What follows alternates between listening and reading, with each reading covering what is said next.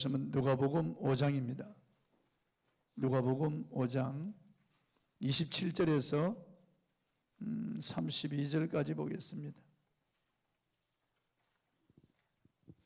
누가복음 5장 27절에서 32절까지 보겠습니다. 제가 봉독하겠습니다. 그 후에 예수께서 나가사 레위라 하는 세리가 세간에 앉아 있는 것을 보시고 나를 따르라 하시니 그가 모든 것을 버리고 일어나 따르니라. 레위가 예수를 위하여 자기 집에서 큰 잔치를 하니 세리와 다른 사람이 마리와 함께 앉아 있는지라. 바리새인과 그들의 서기관들이 그 제자들을 비방하여 이르되 너희가 어찌하여 세리와 죄인과 함께 먹고 마시느냐. 예수께서 대답하여 이르시되 건강한 자에게는 의사가 쓸데없고 병든 자에게라야 쓸데있나니 내가 의인을 부르러 온 것이 아니요 죄인을 불러 회개시키러 왔노라. 아멘. 나를 따르라, 이런 주제로 오늘 말씀을 통해서 은혜를 나누겠습니다. 성경 즉 구약과 신약은 큰 주제가 이 죄악 세상에서 하나님이 불러내신 그 백성들의 역사입니다. 구약에서도 하나님께서 그 백성들, 이스라엘 백성들을 불러내시는 거예요. 그리고 그들에게 내가 거룩하니 너희도 거룩하라고 말씀하시는 거예요. 신약에서도 예수님이 오셔서 자기 백성을 불러내시는 거예요. 그래서 교회라고 하는 말은 에클레시아인데 죄악 세상에서 불러내 거룩하게 한 무리라고 하는 그런 뜻이에요. 그러니까 이제 불러낸 무리들은 주님을 따라가는 겁니다. 주님을 따르는 길이 제자의 길이고 성화의 길이에요. 예수님께서 나를 따르라고 말씀하셨는데 게네사렛 호숫가에서 그물을 틀고 있던 베드로, 안드레, 야고보, 요한에게 나를 따르라. 내가 너희로 사람을 낚는 어부가 되리라고 하셨어요. 그러자 배와 그물을 불에 두고 또 부친도 불에 두고 주님을 따라갔어요. 그래서 제자가 되는 거죠. 제자. 예수님께서는 아무든지 나를 따라오려거든 자기를 부인하고 자기 십자가를 지고 나를 쫓을 것이라고 말씀하셨어요. 그리고 한 사람이 예수님께 부친을 장사하고 난 다음 주님을 따르게 하소서라고 할 때 예수님께서 죽은 자들로 죽은 자를 장사하게 하고 너는 나를 따르라고 말씀하셨습니다. 또 한 부자 청년이 예수님께 와서 선한 선생이여 어떻게 하면 구원을 얻을 수 있습니까? 라고 물을 때 내가 율법을 다 지켜라. 그런데 내가 율법을 다 지켰습니다. 그럽니다. 그러면 너 가진 것을 팔아서 가난한 사람들에게 나누어주고 나를 따르라. 그러면 하늘에서 너에게 보화가 있을 것이다. 그러면 이 부자 청년이 재물이 많은 거로 근심하여 돌아갔다고 그랬습니다. 그래서 주님을 따르는 길에 아무나 다 주님을 따르는 것이 아니라고 하는 것을 알 수가 있습니다. 오늘 본문은 레위라고 하는 사람을 주님이 불러내시는 그런 역사가 기록이 되어 있습니다. 본문 27절을 한번 읽어보겠습니다. 시작. 그 후에 예수께서 나가사 레위라 하는 세리가 세간에 앉아있는 것을 보시고 나를 따르라 하시니, 여기 그 후에라고 하는 것은 이제 나병 환자를 고치시고 또 중풍병자를 일으키신 그 후에 그 말이에요. 예수께서 이제 나가십니다. 그 집에서 말씀을 전거하시고 나가서 이제 가는 길에 레위라고 하는 세리가 세간 세무서에 앉아있는 것을 보시고 나를 따르라고 하셨습니다. 이 예수님이 부르신 이 레위는 그 직업이 세리입니다. 세리는 그 세무서 공무원이죠. 이 레위는 히브리식 이름입니다. 아마 아버지가 지어준 히브리식 이름. 레위같이 거룩한, 레위 지파같이 거룩한 이런 사람이 되라고 이 레위라고 하는 이름을 붙였습니다. 그런데 이 사람의 헬라식 이름이 또 하나 있습니다. 그 이름이 바로 마태입니다. 마태. 마태복음을 기록한 그 유명한 예수님의 제자가 바로 이 레위라고 하는 것을 알 수가 있습니다. 레위의 직업은 세무공무원인데 그 당시 세리는 유대 백성들로부터 세금을 많이 거두어서 일정 양을 로마 정부에 바치고 나머지는 자기가 착복하는 것입니다. 그래서 유대인들은 세리를 아주 미워했습니다. 로마의 앞잡이, 그리고 동족을 팔아먹는 매국노, 동족의 고해를 짜내는 이런 허가받은 강도, 그렇게 생각하고 이 세리를 죄인의 대명사로 그렇게 불렀습니다. 그리고 이 세리를 동족같이 취급하지 않았습니다. 이방인처럼 취급했어요. 그래서 세리들은 회당에 예배드리러 올 수 없어요. 세리는 유대인 공동체에서 그 공동체에 대한 그런 의논을 하는 자리에도 올 수 없습니다. 유대인들은 세리에게 딸을 주지 않아서 결혼하지 못하고 그냥 늙어가는 그런 세리들이 많이 있었습니다. 그러니까 세리들은 동족들로부터 따가운 눈총을 받죠. 손가락질을 당하죠. 멸시를 당하죠. 그리고 또 결혼도 하지 못하고 이렇게 늙어가는 이런 여러 가지 수치와 부끄러움을 당하는 그런 직업입니다. 그럼 이 레위라고 하는 이름을 가진, 이 고상한 이름을 가진 이 사람이 왜 동족들로부터 미움받고 멸시받는 세리가 되었을까요? 두말할 것도 없이 돈 때문에 세리가 된 겁니다. 이 사람의 가치는 돈이었습니다. 돈만 있으면 잘 먹고 잘 살 수 있다. 돈만 있으면 좋은 집에서 좋은 옷을 입고, 돈만 있으면 여가를 즐기고, 돈만 있으면 돈이 나를 행복하게 해줄 것이라고 생각했습니다. 그래서 돈이 제일이다 말이에요. 뭐니 해도 머니가 제일이라고 생각하고, 돈을 벌기 위해서는 잠시 자존심도 체면도 내려놓고 돈 버는 일에 이제 온전히 올인하자, 이래서 이 사람이 세리가 된 겁니다. 그래서 돈을 많이 벌었겠죠. 그 당시 세리들은 돈을 많이 벌었어요. 그러나 부자가 되었지만은 그가 원하던 행복, 만족은 없었어요. 오히려 그 마음에 그런 여러 가지 갈등이 있었습니다.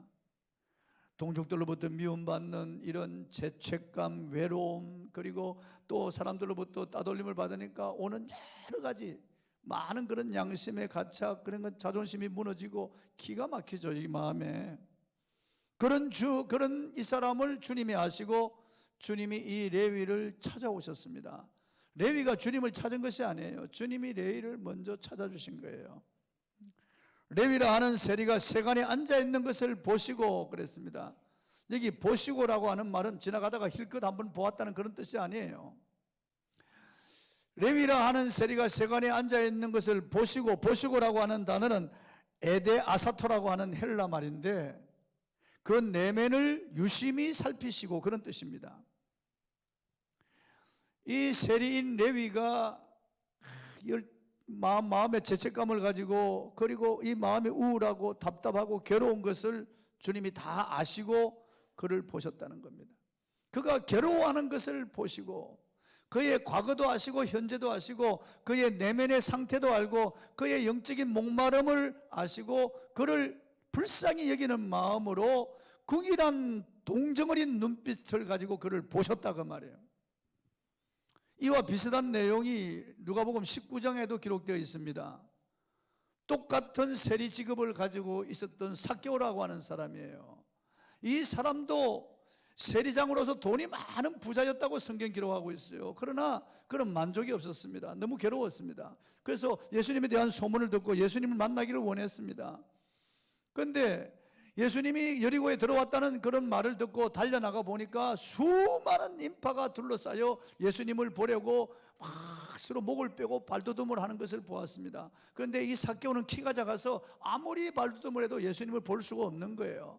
그래서 길가에 보니까 돌 무화과 나무가 서 있는 것을 보았습니다. 그래서 체면 불구하고 예수님을 한번 뵈려고 돌 무화과 나무로 엉금엉금 기어 올라가서 그 나무까지에 앉아서 저 멀리 오는 예수님을 바라보고 있는데, 예수님이 가까이 다가오더니만 삭개오야 속히 내려오라 그러시는 거예요.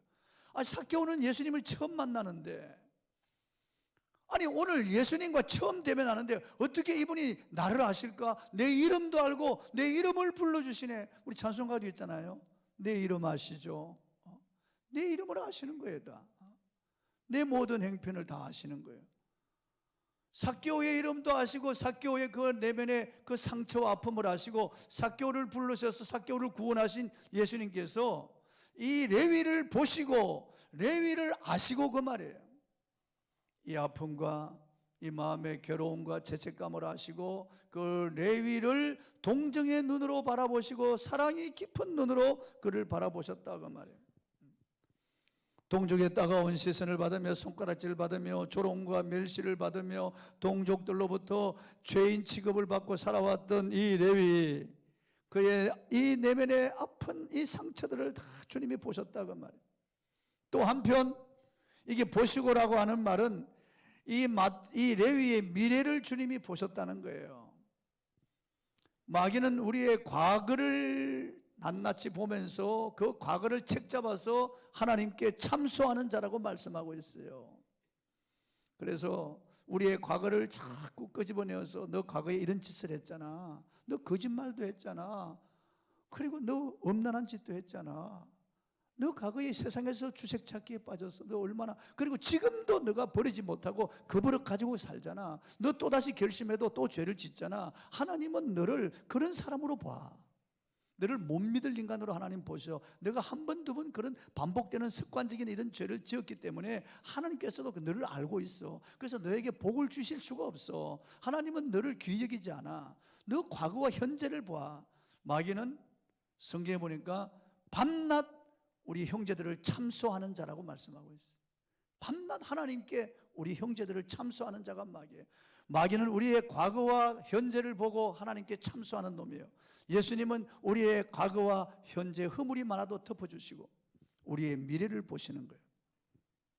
앞날에 우리가 점점 주님을 닮아가고, 지금은 비록 부족하고 어리고 어리석고 부족하지만 점점 주님을 닮아가서 나중에는 우리 주님 기쁘시게 하는 그런 사람이 될 줄 알고, 현재는 부족하지만 불러내시는 그런 주님, 현재 어리석고 현재는 못난 인간이지만 주님이 그래도 불러내시는, 그리고 주님을 따르라고 하시는 그런 분이십니다. 그러니까 레위가 장차 사도가 되고 마태복음을 기록하고 순교의 이제는 제물이 되는 그런 위대한 인물이 되는 거예요. 그걸 바라보면서 주님이 마태를, 레위를 보시고 부르신다는 겁니다. 주님은 오늘도 외로움과 아픔 속에 살아가는 사람들을 주님은 부르십니다. 그들의 아픔과 고통을 보시고 주님 그들을 그 자리에서 불러내시는 거예요. 주님은 내가 의인을 부르러 온 것이 아니고 죄인을 불러 회개시키러 왔다고 말씀하시는 겁니다. 나는 부족하다, 나는 너무 부끄럽다, 나는 자신감이 없다, 용기도 없다, 나는 내세울 것도 없고, 나는 출신 성분이라든지 나는 학력이라든지 나는 가진 재주도 없고, 나는 정말 부끄럽다, 나는 정말 죄를 많이 지었다. 주님은 이런 사람을 찾으시는 거예요. 오늘도 레위처럼 이렇게 마음속에 죄책감과 갈등과 아픔을 가지고 있는, 그리고 사람들과 섞이지 못하는 이런 사람들을 주님이 오늘도 찾아내시고 보시고 주님 그런 사람을 끊임없이 부르시는 거예요. 하나님은 갈대아 우르에 살고 있던 75세의 이런 노인을 불러내십니다. 너는 너의 본토 친척 아비 집을 떠나 내가 너에게 지시할 땅으로 가라. 그래서 그 부르심을 듣고 따라 나서서 그 말씀을 따라 나선 이 아브라함이 위대한 그런 사람이 됩니다. 많은 민족의 조상이 되고 복의 근원이 되고 그 씨를 통하여 천하 만민이 복을 얻는 이런 사람이 됩니다. 80살의 양을 치던 노인 모세를 하나님이 불러내십니다. 모세야 모세야, 내가 선 땅은 거룩한 땅이니 내 발에서 신을 벗으라. 하나님이 그를 불러내시는 거예요. 그래서 위대한 지도자가 되는 겁니다. 요한복음 10장 3절에는 양은 그의 음성을 듣나니 그가 자기 양의 이름을 각각 불러 인도하여 내느니라. 교회는 세상에서 부름받은 무리입니다. 에클레시아죠. 지금도 주님은 우리를 부르시는 거예요. 예수가 우리를 부르는 소리 그 음성 부드러워 문 앞에 나와서 사면을 보니, 예수님이 우리를 불러내시는 거예요. 날 불러주시니 고마워라. 예수님이 우리를 불러내시는 거예요. 그래서 저와 여러분이 부름을 받고 오늘 여기 오신 거예요. 시편 95편 6절, 오라 우리가 굽혀 경배하며 우리를 지으신 여호와 앞에 무릎을 꿇자. 그는 우리 하나님이시여 우리는 그가 기르시는 백성이며 그의 손이 돌보시는 양이기 때문이라. 너희가 오늘 그 음성 듣기를 원하노라. 예수께서 레위를 향하여 부르시는 이 음성처럼 오늘도 예수님이 우리를 부르시는데 누가 그 음성을 들을 수 있습니까? 자기가 죄인임을 깨닫는 사람, 나는 부족한 사람이고 나는 죄인이다, 나는 마음이 가난하다, 나는 의에 줄이고 목마르다 라고 하는 사람들이 주님의 음성을 들을 수 있습니다. 여러분, 나는 부자라, 나는 부족함이 없다, 나는 유능하고 나는 유식하다, 나는 많이 가지고 있다, 나는 다른 사람들보다 낫다, 이런 사람들을 주님께서 부르시지 않습니다. 아니, 그들은 주님의 음성을 들을 수가 없습니다.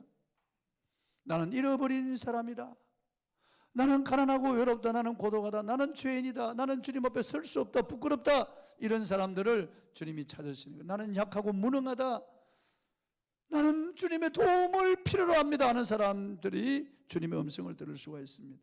본문 28절 한번 읽어보겠습니다. 시작. 그가 모든 것을 버리고 일어나 따르니라. 모든 것을 버렸다는 것은 그의 가치관이 바뀌었다는 거예요. 주님을 만나기 전에 레위의 가치는 돈이었습니다. 인생의 목표가 돈이었습니다. 돈이 곧 행복이라고 생각했습니다. 그건 돈을 따라갔습니다. 그런데 그는 행복하지 않았습니다.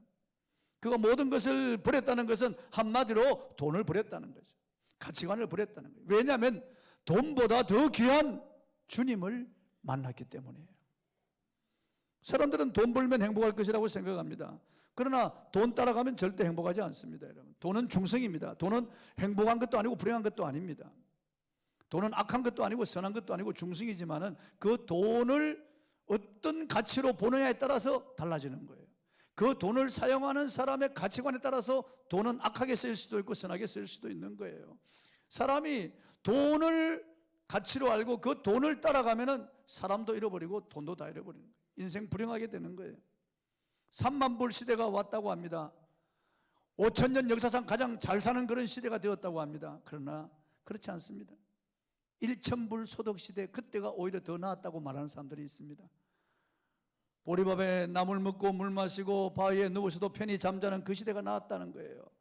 이렇게 미세먼지, 초미세먼지 때문에 사람들이 고통하고, 이렇게 수많은 질병에 시달리고, 오늘 이렇게 복잡다난하고 여러 가지 뉴스가 손안에까지 들어와서 우리의 심령을 자극하고 고통스럽게 만드는 이런 시대보다 그때가 나았다는 거예요. 그때가. 얼마나 많은 사람들이 우울증과 정신병 증상으로 고통 속에 괴로워하는지 모릅니다. 얼마나 많은 사람들이 힘들어하는지 모릅니다. 삶의 가치가 돈에 있지 않다고 하는 것이. 돈을 따라가면 사람들의 관계도 깨지고, 돈 때문에 부부 관계도 깨지고, 부모 자식 간의 관계도 깨지고, 형제 간의 관계도 깨집니다. 돈은 우리에게 필요한 것입니다. 그러나 돈이 사람보다 더 중요한 거 아닙니다.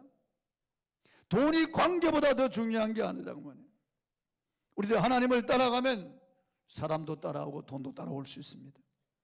하나님을 제1의 가치로 알고 하나님을 영화롭게 하는 것이 나의 본분이라고, 하나님을 제1로, 하나님을 최상급 사랑하고 하나님에게 가치를 두고 사는 사람들은 행복합니다, 여러분. 진정 하나님을 나의 가치로, 하나님을 나의 왕으로, 나의 주인으로, 하나님을 나의 주권자로 모시고 하나님 한 분만으로 만족하며 산다고 고백하고 하나님을 따르는 사람들은 다 따라오게 돼 있어요. 그러나 세상 따라가다 보면 다 잃어버립니다. 남는 것은 후회와 실망밖에 없어요. 비참한 거예요. 우리는 올바른 가치관을 가져야 됩니다. 레위는 가치관이 바뀌어 주님을 따라갔습니다. 레위는 자신을 향한 예수님의 기대와 사랑을 알고 모든 것을 버려두고 예수님을 따라갔습니다. 그 결과 그는 변화를 받았습니다. 여러분, 변화가 먼저가 아니고 따라가는 것이 먼저입니다. 변화는 나중에 오는 거예요. 어떤 사람들은 나 술도 끊고 담배도 끊고 그다음에 나 예수 믿기, 아니에요. 따라가는 것이 우선이에요. 부르심을 받고 따라가는 것이 우선이에요. 따라가면은 변화가 되게 돼 있어요. 지금은 부족하고 연약합니다. 아직도 실수가 많고 옛 구습을 쫓는 습관을 가지고 있지만은 그러나 따라가야 돼요. 레위가 예수님을 따라가는 이 시점에 변화된 게 아니에요. 레위는 아직도 어리석고 부족해요. 아직도 세상에 물든 그런 모습들이 많아요. 그러나 그가 예수님을 따라가면서 예수님부터 배우고 그리고 점점 달라집니다. 그 나중에 성령을 받고 위대한 사도가 되는 거예요. 따라가는 것이 우선입니다. 본문 29절 한번 읽어보겠습니다. 본문 29절 시작. 레위가 예수를 위하여 자기 집에서 큰 잔치를 하니 세리와 다른 사람이 많이 함께 앉아 있는지라.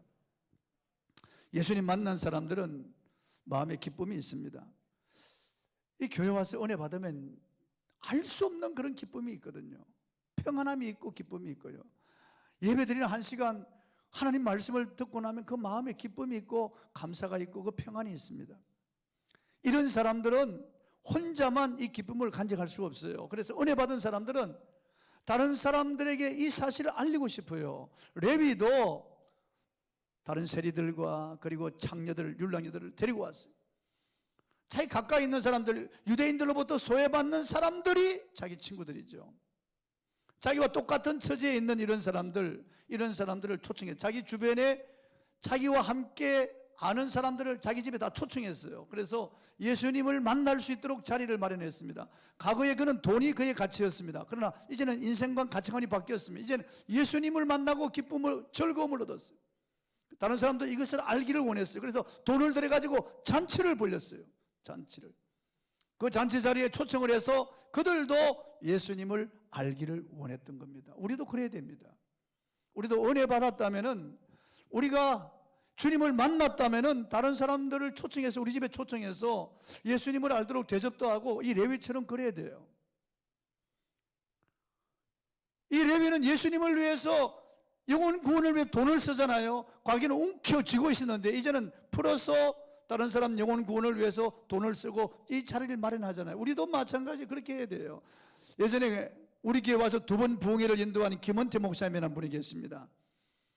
그분은 자기 성도들에게 한 영혼을 구원하기 위하여 100만 원을 쓰라, 자기 교회에서는 강조한다는 거예요. 왜냐하면 죄인 한 사람이 회개하고 돌아오면 하늘에서 회개할 것 없는 의인 99을 인하여 기뻐하는 것보다 더 기뻐한다고. 주님이 기뻐하고 더 기뻐하는 것이 영혼 구원인데, 한 사람을 구원하는 것인데, 우리가 주님을 기쁘시게 하고 더 기쁘시게 하기 위해서 100만 원 못 쓸 게 뭐 있냐. 나를 위해서 코트 100만 원짜리도 사면서, 나를 위해서 2천만 원, 3천만 원짜리 자동차도 사면서 우리 예수님이 기뻐하고 더 기뻐하는 일인데, 예수님이 춤춘다고 했는데 이렇게 예수님 춤추게 한번 해보자. 예수님을 기뻐하고 더 기쁘시게 한번 해보자. 100만 원을 투자하라. 그냥 예수 믿으라고 하지 말고, 교회라고 하지 말고 100만 원을, 말없이 100만 원을 입에다 물려주자. 먹이고 마시게 하고 선물도 하고 100만 원을 말없이 그 사람에게 써보자. 100만 원을. 그러면은 먹은 사람이 물 쓴다고 돌아온다는 거예요. 그분이 우리 교회에서 부흥회를 하면서 자기 교회는 한 사람 100만 원을 쓰게 하는데, 이네 교회는 난국이고 좀 그러니까 30만 원만 써보라고, 이네 교회는 30만 원만 한번 써보라고 도전했어요. 저를 보세요. 30만 원을 써보라고 30만 원 쓰신 분이 있나요? 우리 교회에서? 정말 그분이 피 맺히게 30만 원을 한번, 영혼을, 주님을 기쁘시게 하고 더 기쁘게 하기 위해서 예수님 춤추게 하는 일에 30만 원을 한번 써보라고, 말없이 30만 원을 써보라고. 그런데 별로 없어요. 한 사람을 30만 원 쓴 사람이 거의 없어요. 별로. 이 레위는 자기 아는 사람들 다 초청했어요. 뭐 죄인들이겠죠. 다 그 당시 천대받는 사람, 멸시받는 사람, 다 같은 비슷한 무리의 사람들을 초청했어요. 그래서 잔치하는 거예요. 큰 잔치를 하니 세리와 다른 사람이 많이 함께 앉아 있는지라고 그랬습니다. 이 사람들에게 예수님 만나는 그런 자리를 마련해 주었어요. 그래서 전도의 기회로 삼았습니다. 본문 30절 한번 읽어보겠습니다. 시작. 바리새인과 그들의 서기관들이 그 제자들을 비방하여 이르되 너희가 어찌하여 세리와 죄인과 함께 먹고 마시느냐. 그런데 바리새인과 서기관들은 제자들이 세리와 이 죄인과 식사하는 것을 문제 삼았습니다. 그들은 당시에 유대인들을 대표하는 사람들이었습니다. 그들은 나병 환자, 유출병 환자, 장애인들을 부정 환자로 간주해서 같이 음식을 먹지 않고, 이방인들도 같이 음식을 먹지 않습니다. 마찬가지로 이 세리와 율랑녀들을 아주 멸시하여 그들과 함께 음식을 먹지 않습니다. 더러운 사람이라고 취급하고 하나님이 버린 사람이라고 취급했습니다. 하지만 주님 보실 때는 그들이 위선자예요. 극과 속이 다른 위선자들이 그들은요. 그들은 거들먹거리며 자기들이 의인이라고 사람들 앞에서 자신들을 드러내고 자랑했습니다. 우리는 안식일을 거룩하게 지키고 일주일에 2번 금식하고 소득의 11조를 드리고 기도하며 이런 세리들과 다릅니다. 그러나 예수님은 그들에게 화 있을진저 이 독사의 자식들아, 그렇게 이 뱀새끼들아, 그렇게 예수님이 화를 내시면서 그들을 저주하셨어요. 왜냐하면 그들은 위선자들이거든요. 다른 사람들의 죄를 예리하게 지적하고 비난하지만 그들 속에 죄가 있는 거예요. 사람들에게 자신을 드러내려고, 자랑하려고 그런 짓을 하는 거예요. 종교인 의식은 있고 껍데기는 있는데 그들의 내면은 썩어 들어가 있는 거죠. 예수님이 그걸 보시는 거예요. 그러나 이 세리와 율랑녀들, 이런 죄인들은 자신들이 부족한 줄 알고 자기가 죄인인 줄 아는 거예요. 그래서 이 심령이 괴로운 사람들이에요. 주님은 이런 사람을 구원하기 위해서 오셨다고 그랬습니다. 보면 31절, 32절 한번 읽어보겠습니다. 시작. 예수께서 대답하여 이르시되 건강한 자에게는 의사가 쓸데없고 병든 자에게라야 쓸데있나니 내가 의인을 부르러 온 것이 아니요 죄인을 불러 회개시키러 왔노라. 너무나 지당한 말씀이에요. 이게 진리예요, 여러분요. 건강한 자에게는 의사가 자기가 건강하다고 생각하는 사람 병원에 가지 않습니다. 의사를 찾지 않습니다. 그러나 좀 이상하다. 내가 이 증상이 소화가 안 된다. 이쪽 가슴이 복부가 너무 아프다. 허리가 너무 아프다. 이 무릎이 너무 아파. 치통 때문에 견딜 수. 이런 사람들이 다 병원을 찾는 거예요. 그리고 이왕이면은 전문의를 찾아가는 거예요. 척추가 아픈 사람들은 이 척추 전문의를 찾아가는 거죠. 또 괴로워하는 사람들은 치과로 가는 거죠. 눈이 너무 아프고 허리다고 잘 보이지 않는 사람들은 안과로 가는 것이죠. 거기다가 전문의를 찾는 겁니다. 이왕이면 종합병원 그리고 전문의 교수에 가서 검진받기를 원하고 그들에게 치료받기를 원하는 거죠. 수술도 그 방면에 수술 잘하는 사람에게 가서 수술받기를 원하는 겁니다. 그래서 예수님께서 이 말씀을 하시는 거예요. 병든 자에게라야 의사가 쓸데없고 건강한 자에게는 의사가 쓸데없다는 거예요. 내가 건강하다고 생각하는 사람은 의사가 쓸데없다. 자신이 의인이라고 생각하는 사람에게는 구원자 예수님이 필요 없다는 거예요. 행위로 구원받을 수 있고 다른 종교를 신봉하고 인간의 노력으로도 하늘에 도달할 수 있다고 생각하는 그런 사람들, 내가 의인이고 나는 선한 자라고 생각하는 사람에게는 구세주가 필요가 없는 거예요. 내가 죄인이라고 생각하는 사람, 나의 은은 더러워 낡아지고 나는 하나님 앞에 설 수 없는 사람입니다. 부끄러운 사람입니다. 이런 사람들이 예수님이 필요하다는 거예요. 여러분, 예수님은 만병의 의사가 되시는 분이에요. 그분은 최고의 의사이십니다. 그분은 우리의 내면을 살피고 치료하는 분이고 우리의 심령을 수술하는 분이고 우리의 죄 고름을 다 째내고 우리에게 의를 주시는 분이에요. 예수님께로 나와야 됩니다. 여러분, 죄인임을 깨닫고 예수님께로 나와야 됩니다. 나의 어느 의지가 없던 예수의 피밖에 없다고 생각하는 사람들, 예수님께로 나올 수 있습니다. 그런 사람들을 레위가 초청한 거예요. 그러나 바리새인들, 이들을 비난하는 이런 사람들을 예수님께서 책망하십니다. 우리는 남을 비난하면 안 돼요. 남을 정죄하면 안 돼요. 예수님께서 너희가 비난하는 그 비난으로 너희가 도로 비난받을 것이고 너희가 헤아리는 그 헤아리로 너희가 도로 헤아림을 받을 것이라고 말씀하고 있습니다. 절대로 우리는 다른 사람 비난할 거 없어요. 내 자신을 바라보면서 하나님 앞에 회개하고 하나님과의 나 자신과의 관계를 바로 해야 됩니다. 오늘 저녁에 이 잔치 자리를 마련했습니다. 우리 안재호 소장이 하는 이 복가설 공연, 이 자리에 우리는 레위처럼 초청할 수 있어요. 레위처럼 초청할 수 있어요. 이 바리새인과 서기관들처럼 나는 의인이라고 생각하는 이런 사상을 버려야 됩니다. 여러분, 난 이것도 하고 저것도 하고 이 교회에서 그래도 자랑할 만하다고 하는 이런 사상을 버려야 돼요. 이런 잘못된 이런 자기 자랑과 이런 교만을 버려야 돼요. 항상 우리는 레위처럼 이런 겸손한 사람이 되어야 될 줄로 믿습니다. 할렐루야. 박효진 장로님이라는 분이 우리 교회에서 부흥회를 인도했습니다. 박효진 장로님은 이 죄수 사형수들 그리고 이 무기 은도를 받은 이런 사람들, 흉악범들, 이 사람들 아무리 전도해도 안 된다는 거예요. 나는 교도관이고 너희는 죄수라고 하는 이런 생각 가지고 이들 전도하면 안 된다는 거예요. 하나님이 고치지 못할 사람은 없다라고 하는 책을 그분이 나에게 주어서 제가 읽어보니까 그 책에 그런 내용이 기록되어 있어요. 예수 믿는 이런 교도관들은 자기도 당신과 똑같은 죄인이다. 당신은 발각나서 들어왔고 나는 발각나지 않은 죄인이다. 당신이나 나랑 똑같은 사형수다. 당신은 사형언도를 국법에 의해서 받았고 나는 하나님부터 사형언도를 받은 사람이다. 당신이나 나나 똑같은 죄인이고 똑같은 형제다. 그래, 그 죄수 앞에 무릎을 꿇는 교도관들 때문에 그들이 예수를 믿는다는 거예요. 우리가 낮아져서 그들을 섬기고 나도 죄인이라고 하는 동질의식을 가지고 그들을 대할 때 그들이 놀라고 그들이 감동을 받고 그들이 회개하고 예수를 믿는, 그들이 고침받는다는 거예요.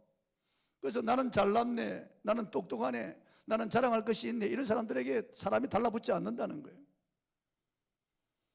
하나님이 고치시는데 우리가 도구 되기 위해서는 내가 낮아져야 된다는 거예요. 하나님 앞에 똑같은 죄인 의식을 가지고 그들을 대할 때, 형제로 대할 때 사람이 변화가 된다는 겁니다. 그렇습니다. 우리도 그런 마음을 가지고 사람들을 대하고 주님께로 인도해야 될 줄로 압니다. 할렐루야. 레위처럼 우리도 주님을 따르는 자리에 들어왔잖아요. 그럼 레위처럼 우리도 잔치를 벌려야 돼요. 레위처럼 우리도 주님께로 인도하는 이런 사람이 되어야 될 것입니다. 찬송 하나 부르고 기도하겠습니다.